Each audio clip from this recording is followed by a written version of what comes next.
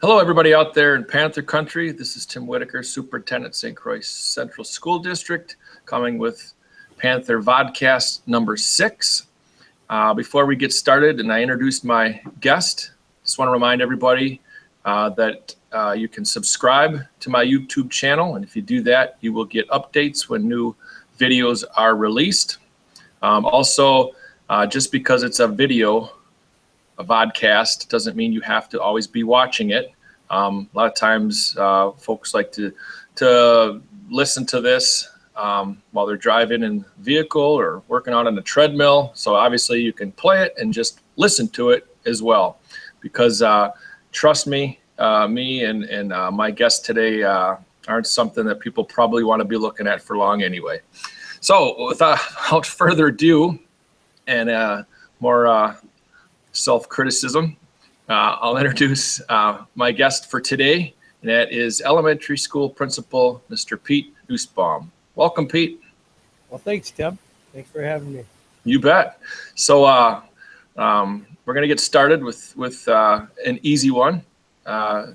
Tell the viewers a little bit about your background that leading up to bringing you here to St. Croix Central Elementary. Well, I want to take you way back to where I grew up in a small town by the name of Kilkenny, Minnesota. So give everybody some trivia to go back and try to find out what Kilkenny, Minnesota is. But it's kind of by Warsaw, Shildsville, you name it, down in Minnesota. Small town? Very small town of 180 people. So it basically had a church, a gas station, and 3 bars. But it's a small town. Went to school by the name of Waterville Region. Came from a very large family, 8 kids, very unique family. As we had 2 sets of twin boys.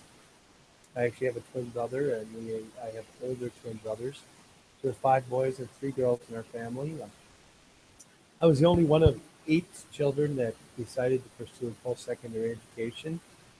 Got my degree at Mankato State University, and wanted to branch out, so I sent out some apps, and St. Croix Central chose to interview me in 1989. I moved to another small town of Hammond, which was a very small, basically all rural farming community at the time. And in 1989, I started as a business ed teacher, and basically taught through 2006 at St. Croix Central as a business ed teacher, where I coached wrestling, was football coach, girls softball coach, summer rec coordinator, a few years as athletic director. And then I got my leadership degree and took a high school principal job at St. Croix Falls High School. I was there from 2006 through 2013-14. Wanted to get closer to home. I had younger kids, and the 50-minute one-way commute was getting a little challenging. So I took a middle school principal job at Ellsworth for a year. It was a great experience. It was a great job. But then the St. Croix Central Elementary position opened up, and being the fact that I could walk to work and join the St. Croix Central community and the school district again, I chose to apply, and very fortunately was chosen to lead the elementary school, which I've been doing now for 3 years. So, and that's where I am now. And I do have a wife, and her name is Kathy Jo. She teaches first grade at Stillwater School District, and I have Noah, a 11-year-old, an 8-year-old by the name of Charlie. She's a girl, and then a 6-year-old kindergarten student. So they keep me pretty busy. Roadster. Yeah. So Pete, you and I think first met when I was the principal at Webster Middle School and High School, and you were the principal at St. Croix Falls High School. I remember one time you reached out and came to Webster to visit to look at the block schedule. I remember that vividly.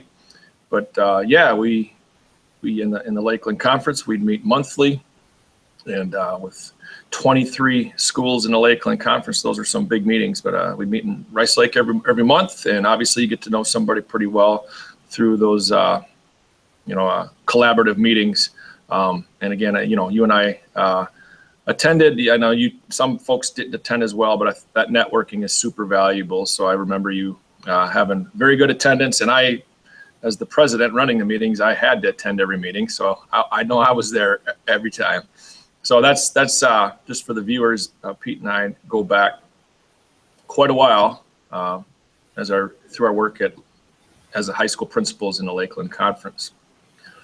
And then, I think at the time I didn't even know, in the whole time you have been living in Roberts in the St. Croix Central School District. And you had some long commutes. So 8 years at St. Croix Falls High School as the principal, and 1 year at Ellsworth Middle School as the principal. And I remember when I called you to offer you the job, do you remember what I asked? I don't remember. I said something like, hey, what kind of gas mileage does your truck get? Oh, yeah. I do now. And I said, well, you aren't going to have to worry about it because you can walk to work. So it's been, you're starting your third year already. This is the start of my fourth. Just mentioned that to somebody the other day, and they were shaking their head like, what, 4 years already?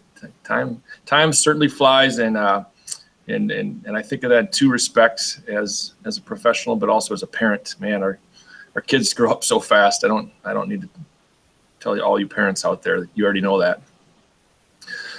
So that's your background, a little bit about your family. Let's talk about your role as the principal at St. Croix Central Elementary. How do you view your role? Tim, and you've talked about it.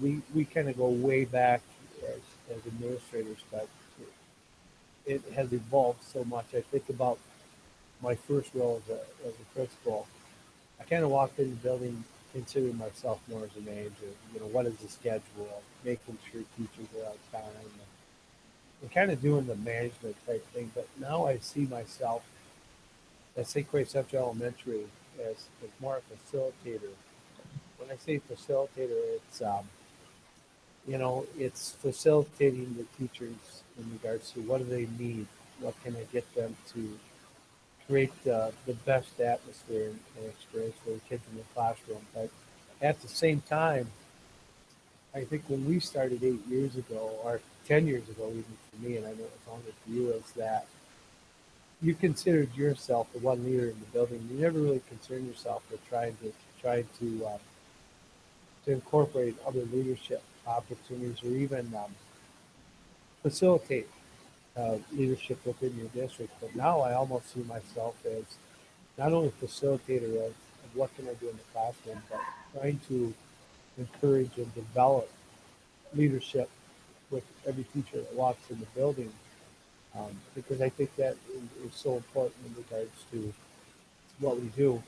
But I also spend a lot of time, Tim, and I think the communication part is so important. I work hard at trying to make sure my announcements are telling the parents what's going on in the building, so they know what road trips, things are going on. I try to be a face of the elementary community. I actively participate with the parent group. I'm on the library board at the Roberts Library, and I go try to get down to all the even after school practices just to show my face and spend some time with the coaches, so I can be a resource. So I see myself as a kind of facilitator for all the teachers, the students, and even the parents of the St. Croix Central Elementary. Yep, that's a good point. Leadership. Well, I learned long ago. I think my first class and for educational administration at UW Superior from Dr. Walschlager. I still remember him saying or talking about the law of ever-present leadership. Whenever two or more people are present, there's going to be leadership in some degree. And your point is a good one because we talk a lot recently about developing leadership within our students. So your point is very valid in that you're not the only leader, in the building. Everybody that walks through that door, we're trying to develop into leaders, whether it's, staff or students. And like you said, just because a person gives directions or asks / and or tells, we prefer to ask folks to do something, doesn't make you a leader. And of course, the flip side is, in order for there to be a leader, some people need to be led. So we talk about our roles change. Sometimes I'm a leader, sometimes I'm a follower. It depends on the group that I'm in and what's needed. And sometimes I'm just an observer. And I think that's the art of leadership, is kind of knowing your environment and what role you play within that particular group at that particular time. That is such a valid point. And my job at the elementary, I think, really validates that, Tim, because I walked in, into an elementary job. I knew quite a bit about leadership and leading people, but I've learned so much from that elementary staff just by sitting and listening and observing what they're doing, about what it means to be an elementary student and what goes on within an elementary classroom. So it's so true. I've learned so much just by listening and observing as a leader in that presence. Yep, and it brings up another thing I just thought of. Person I'm really close to had asked me a couple of weeks ago. I just recalled this, about leadership and leading a school district, of almost 1,600 kids and 200 staff, and I said I don't view them, the staff, as working for me. I view it as I work for all of them. I mean, it's the inverted model. I'm working for them. They're not working for me. And she was kind of like, whoa, that's a pretty cool way to look at it. But I think a lot of the folks we work with have that same philosophy when it comes to leadership. We call it servant leadership. We're there to serve others. Not the flip. This isn't an anarchy by any means. And it's been successful.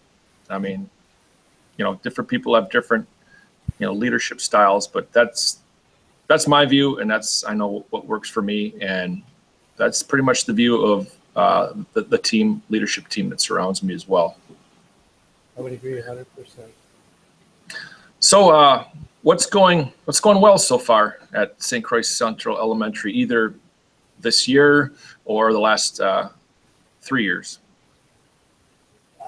Gosh, I wouldn't even know where to start there, Tim, because we are doing so many amazing things right now at the elementary. And I think of even where we started 3 years ago on our journey. The elementary had gone, I got on board within 2 years of a pretty serious fire catastrophe there. We had some issues with some leadership there.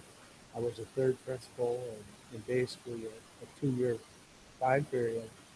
And just trying to get the elementary staff to realize that they're okay, they have what it takes, and to get back rolling. And I'm going to tell you, there have been so many comments this year about staff, from staff to staff, about how amazing things are going this year in all avenues in regards to teachers, collaborating teachers, positivity, kids coming in the building with great attitudes.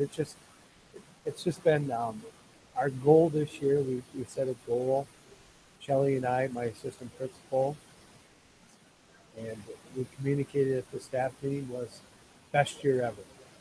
This is going to be our best year ever, and every day our focus is to make this the best day ever and the best year ever. And I think that's coming to fruition. It's just been the teachers are working hard, kids are working hard, and everybody's just had an amazing positive attitude. So I think that's where I would start in regards to what's really going well. But I think in the 3 years, the changes that we've made in regards to aligning our classrooms with pacing guides, kids are getting the same thing around the classroom, and the teachers are focusing more on, are the kids learning, are they not learning, and we're reacting to it. If they know it, we're trying to get extensions. If they don't, we're working their tail off and trying to get them interventions and get them caught up. This last week, I observed an amazing collaboration exercise with 3 4th grade teachers, which was a reaction to their concern that the 4th grade students were struggling a little bit with math facts and standard that they call an array, which it was amazing. And right now, if you go down to 4th grade classroom resource area, they have a huge 12-foot by 12-foot array full of math facts that kids are walking by every day, every hour, to remind themselves of math facts. So it's just the collaboration, the positive attitudes, and it's really trickled down into last week we had the Fall Festival, TEB, which is the Parent Panther group puts on this amazing event on a Friday night. We had over 25 teachers volunteering.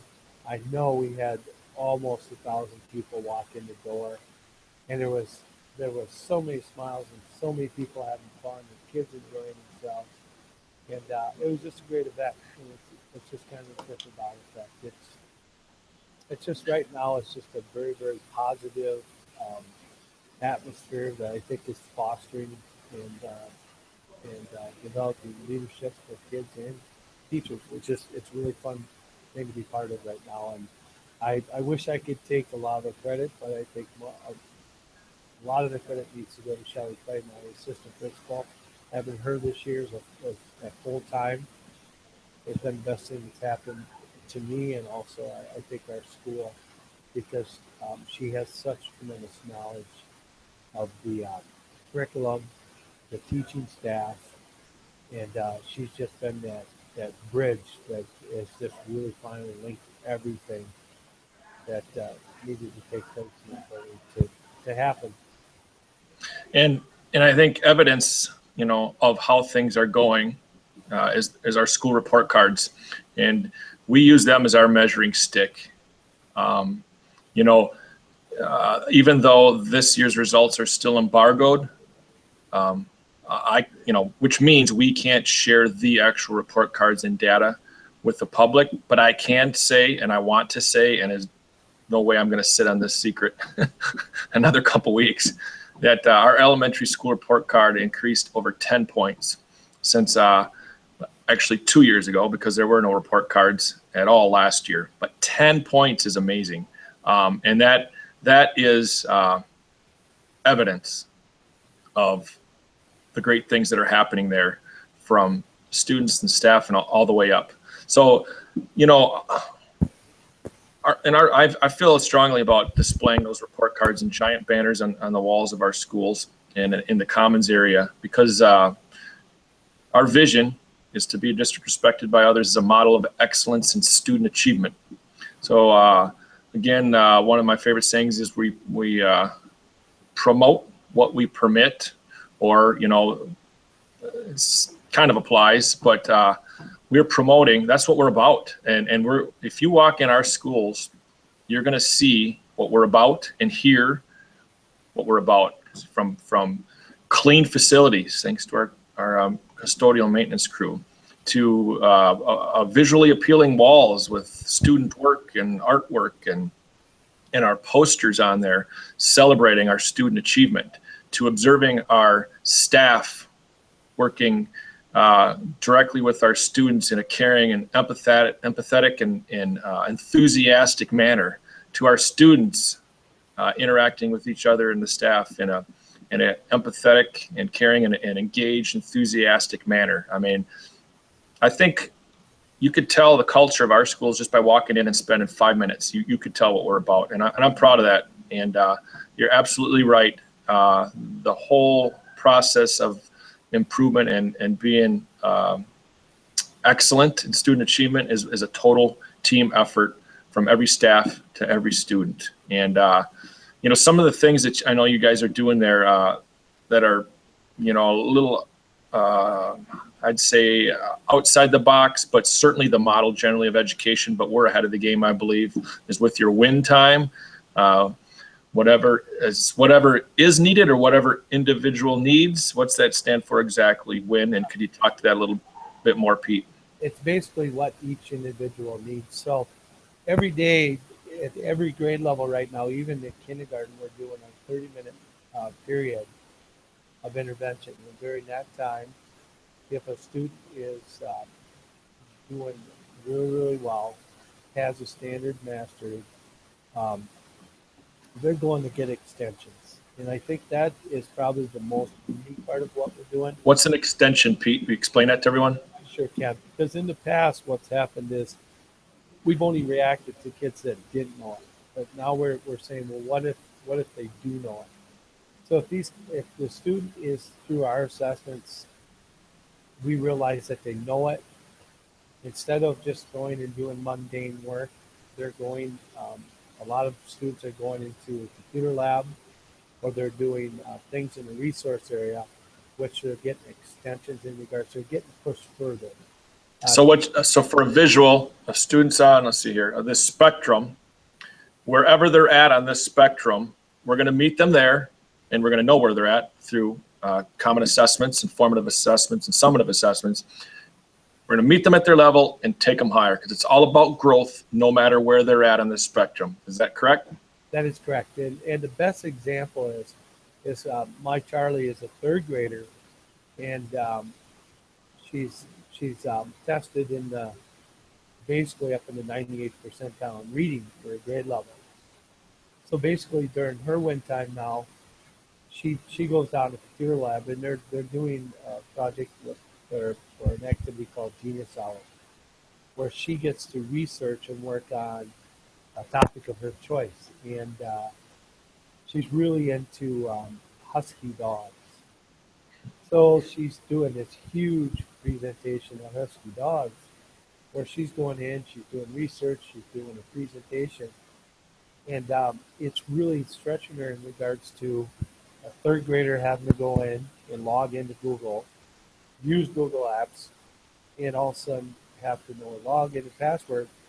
But the most amazing thing, the other day I walked into the house at 6:30, 7 o'clock after a meeting, and instead of asking to be on an iPad or iPod or whatever it may be, I walked in, she's on the computer working on her presentation. So it's really pushed her outside of her comfort zone and to what she typically would be doing as a third grade student. So that's basically happening all the way down through kindergarten through fourth grade. They're getting extensions and get pushed further. So you guys don't have a husky, do you? No. But I'm guessing that perhaps somebody's been lobbying for one.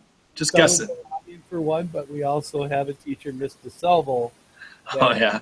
Their dog looks like one, and Charlie. Mojo. Everybody knows Mojo. Everybody knows Mojo. So yeah. Let's push Charlie to learn more about DeSalvo's dogs. So yeah, that's it. All right. So those are some things that are going well. What flip side? What's been challenging so far? Well, the challenging thing thus far has been that win time, because to do that at the level we want to make sure that everybody's getting what they need, is we need more resources in regards to bodies.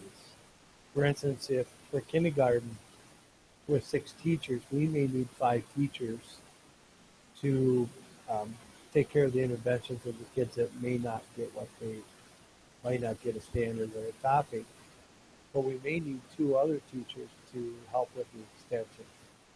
So this year, we're fortunate enough that we were able to finagle a schedule, which was definitely a work in progress and a huge challenge, but to be able to use Mr. Nilsson and Miss Tritz to help with the kindergarten extensions. So they both have groups of right around 10 kids, and they're both helping with the 20 or so kindergarten students to get them their extensions. We haven't been that fortunate in all the grade levels, but it's a perfect example of where we're at with the staff is that with our 4th grade, we didn't really have any of the bodies to help with the extensions. our specialists, our fly ed teachers, Miss Simone, Miss Widiker, Mr. Rhodey, Miss Fritchie, um, all of our specialists, Miss Mueller, all have jumped in and said, "Hey, we'll rotate. We'll help with that fourth grade enrichment grade." And Mrs. Mueller has went as far as she's given them enrichments in the library to help them with advanced research. So that's a perfect example. But that was probably I would say be the biggest challenge of what we're facing right now is to get these kids what they need in a 30-minute win time that takes people, and trying to get that schedule set and get enough people involved so the kids are getting what they need. So you mentioned, talked about win time quite a bit. Are there any other programs or initiatives that you want to highlight for students or for staff that are happening? For instance, to me, well, you can see it behind me on my wall. CARES, I think, is a outstanding program that has really transformed the climate in your entire school. Right. Well, the CARES program is something we started. You hear the acronym PBIS, Positive Behavior Intervention Systems. A lot of schools say we do PBIS, but they're not really doing PBIS. So our major focus with CARES is kids are no different than adults. If we don't tell them what we expect, they're going to take it on their own, and they're either going to guess or they're just going to do their own thing. So we continually communicate the expectations of behavior with whether they're in the hallway, on the bus, in the bathroom, out on the playground, and we try to really stress even taking that home. But we've taken one step further this year now finally, and we've been with the students that maybe are struggling a little bit with behavior.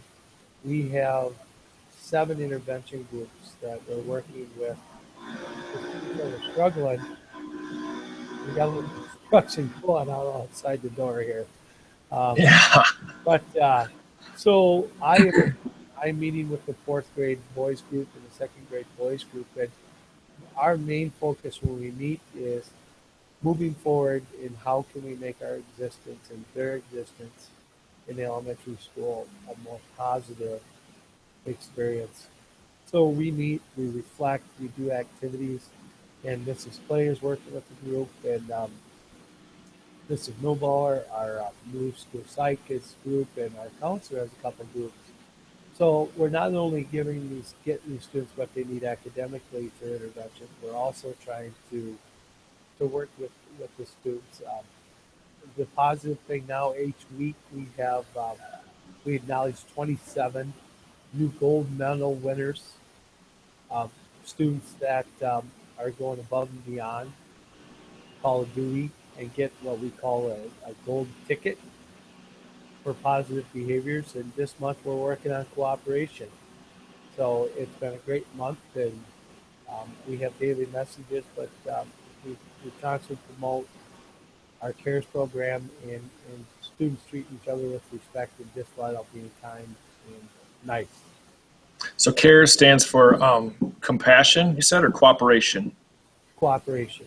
Cooperation, then acceptance, responsibility, empathy, and self-control? Self-control, absolutely.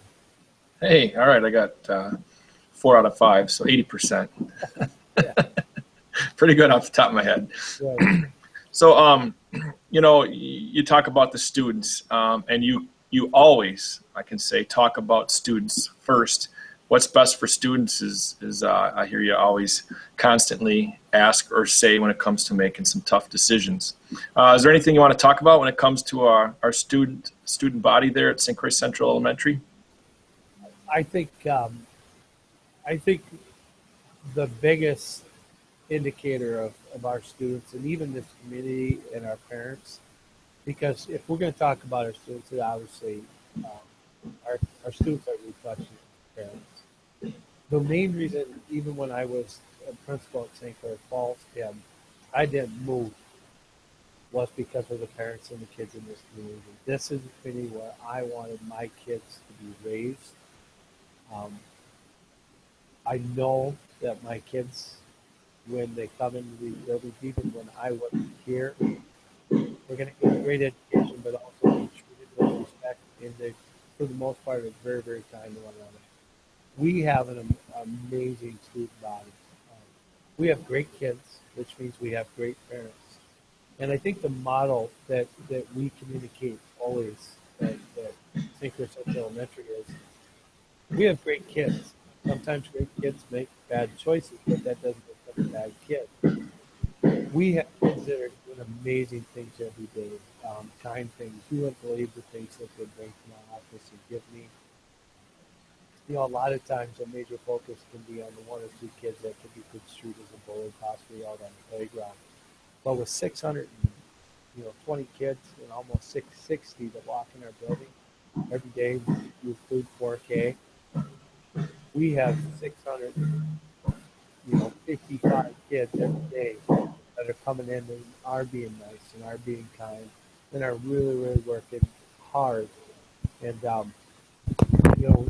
when you think about what we do with the Penny Challenge, where we raise almost $1,400, we have a student council now that is doing amazing things throughout the building. You want to talk about student council a little bit? That's pretty cool program for an elementary school. Right, and it's new, and I give Miss Clay and Miss Ritchie credit because as we spoke to way back earlier in our podcast about leadership, is we really, really want to foster and develop leadership. And so we started a student council that includes third and fourth graders. They have a leadership board, and they have a lot of members. And this year they've taken on our Veterans Day program. They're going to run all of our monthly cares assemblies.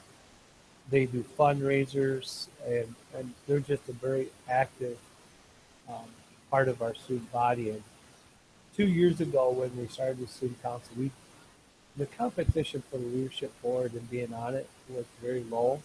But now, once students understand what it is and they see these, we had an incredible amount of students wanting to be part of this leadership board. So it's a great thing. They do great things.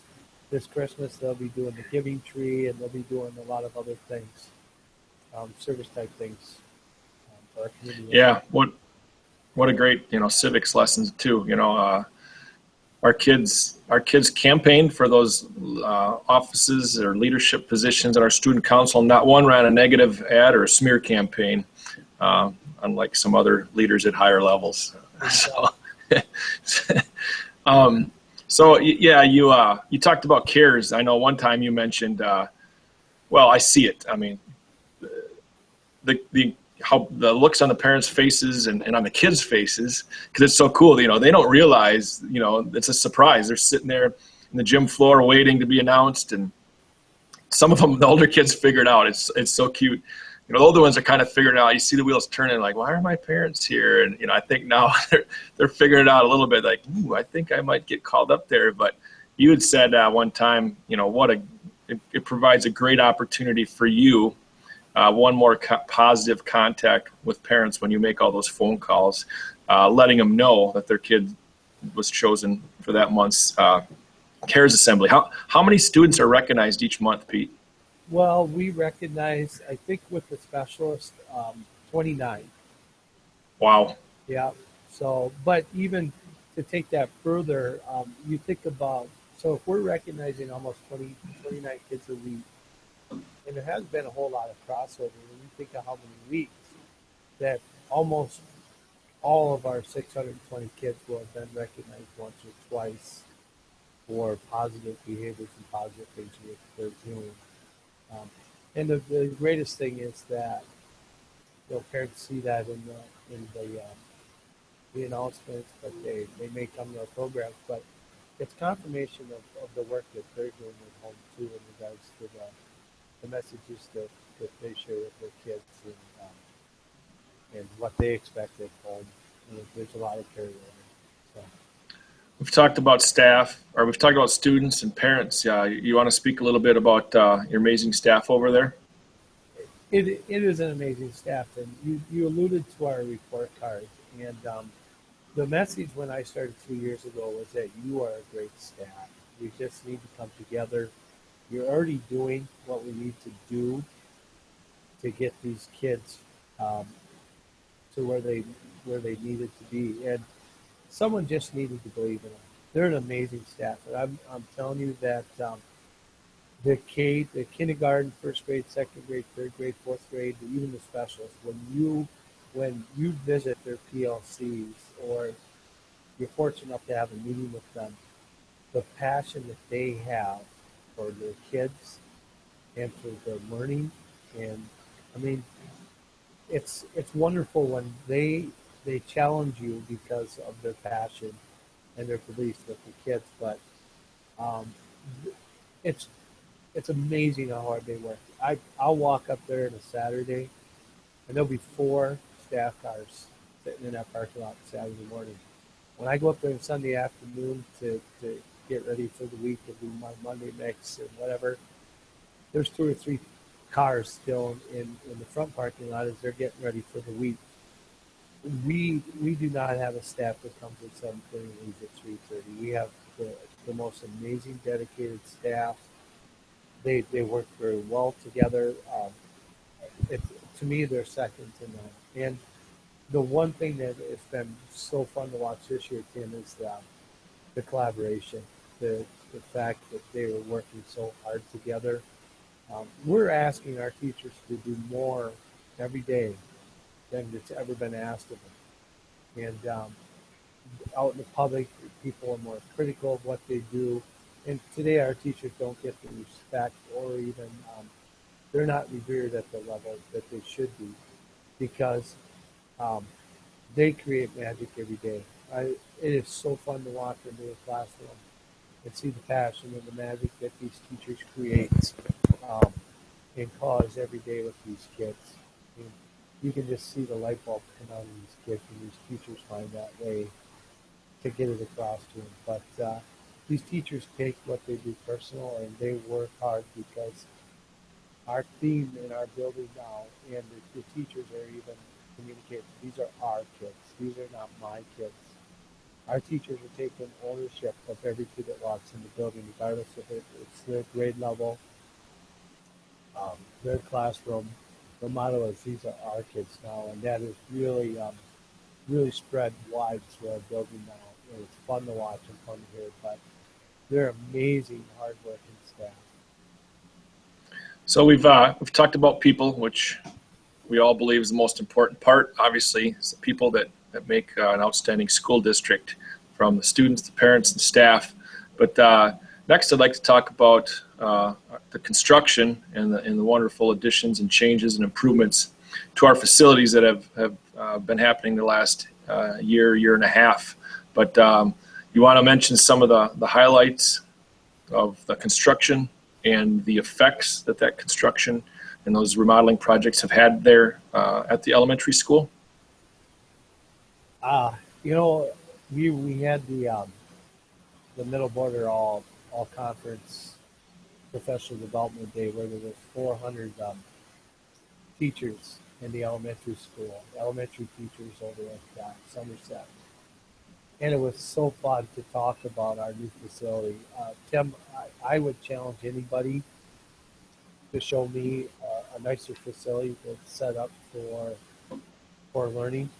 We have an amazing new second gym, which allows both of our Phi-Ed teachers to deliver the same curriculum now, and they deliver great experiences to our kids. We used to have, they had to pair up, and because we were using that cafeteria, we couldn't deliver Phi-Ed during lunchtime, so there are times Brenda and Mindy had to teach together, even though they do an amazing job together. But it's also opened up, I think about this past week, going down to a 3rd and 4th grade after school basketball.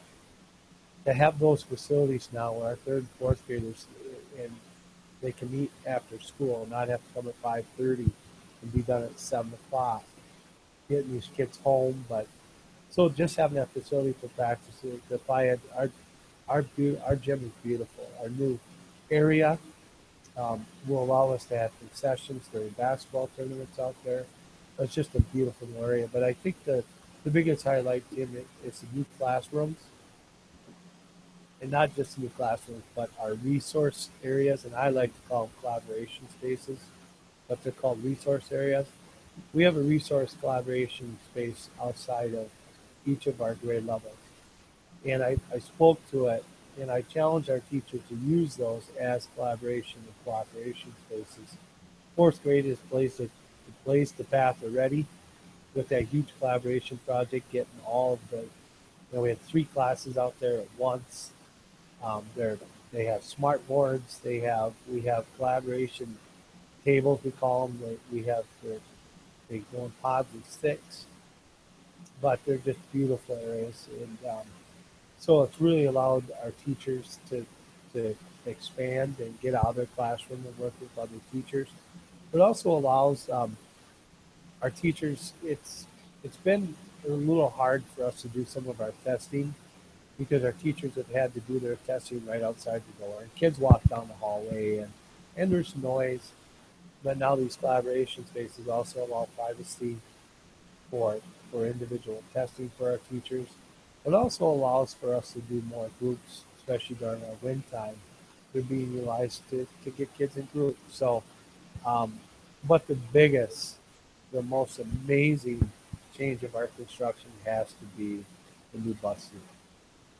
It's allowed us to separate parent drop-off, bus drop-off, and teacher parking is all in 3 different separate areas. And it's increased the safety of our children by a tremendous amount, but it's also reduced the traffic that comes in and out.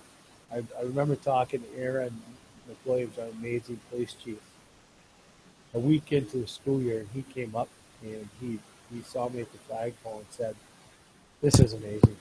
I never in my life of working in this town as a police officer imagined this traffic to flow this well."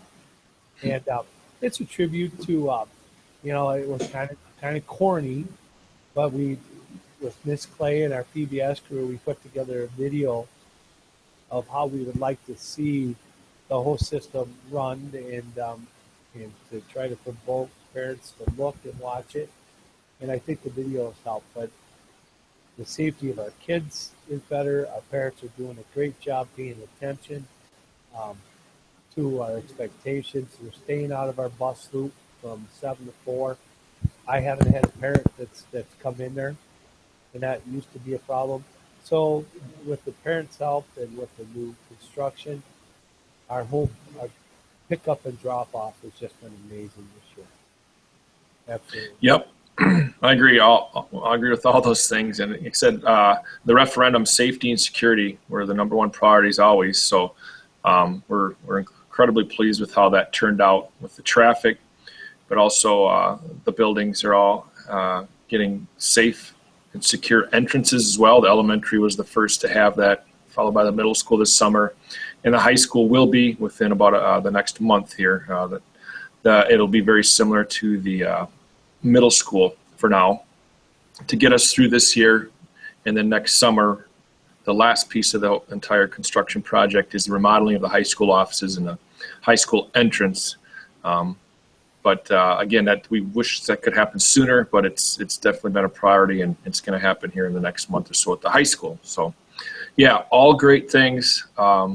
And it'll be nice. I mean, I will admit it will be nice to have all the construction complete here within the next year. I've always told people it'll certainly be worth it in the end. Hasn't been without some struggles and stress, but again, totally worth it in the end. So that brings us, I think, to the end of our vodcast, things we want to talk about. Anything else you want to add, Pete, before we sign off? No, I just, we talked about the facility and we've talked about kids and whatever. And I think that the message is that it is so amazing to be in a community where parents support what we do. They support our facilities. Our facilities are definitely something that they can be proud of as a community. But I think just my experience in that elementary with the support I get from the parents with 600 some kids is absolutely amazing. I feel very fortunate to be able not only to work in this district, but to live in this district. And um, you alluded to our leadership team.